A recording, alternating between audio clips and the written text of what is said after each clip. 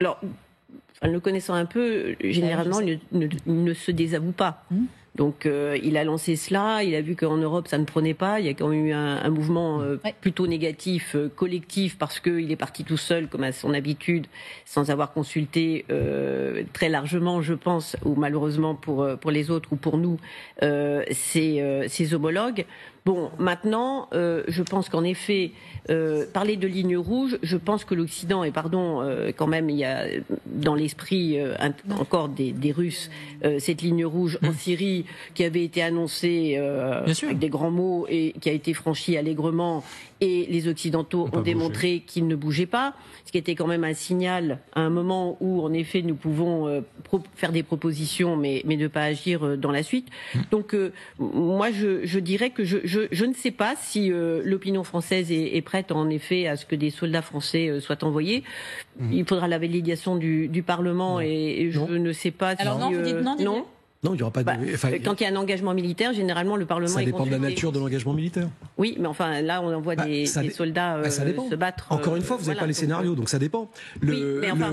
Typiquement... Je finis, Didier, peut-être. Vas-y. Voilà. Bon.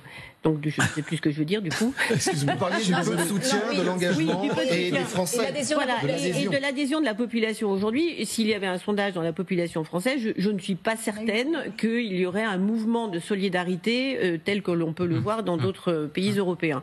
Et peut-être encore moins en Italie, peut-être encore moins en Espagne, d'ailleurs. Donc, voilà, je pense que nous sommes dans cette escalade verbale. Il ne faut pas parler de ligne rouge. Moi, je suis tout à fait d'accord avec ça, parce qu'elles sont déjà dépassées par la Russie. Donc, on les met où? Aujourd'hui, la Russie viole allègrement toutes les règles. Donc, que faisons-nous? En effet, nous lui rappelons que nous sommes en capacité demain de nous engager physiquement, d'envoyer ça. Et je ne suis pas tout à fait d'accord avec le fait que c'est vrai que nous avons été très lents pour envoyer des armes, mais aujourd'hui, quand même, le Congrès américain a débloqué une somme colossale, et c'est ce qui a manqué quand même terriblement. Après plusieurs mois quand même. Mais bien sûr, mais enfin, c'est ce qui a manqué terriblement aux Ukrainiens pendant longtemps. Parce que sur le terrain, ils montrent bien qu'ils sont en capacité de se battre et de résister à une armée qui, elle, enfreint toutes les règles et qui lance des vagues et des vagues de soldats. Dans le contexte...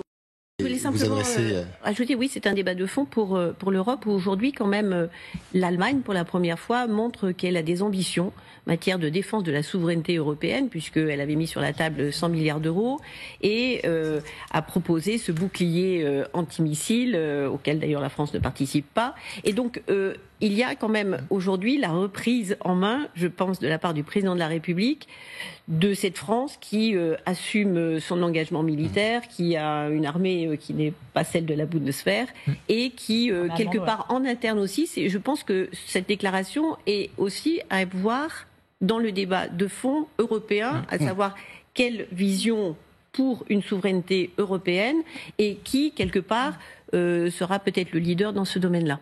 J'aime bien.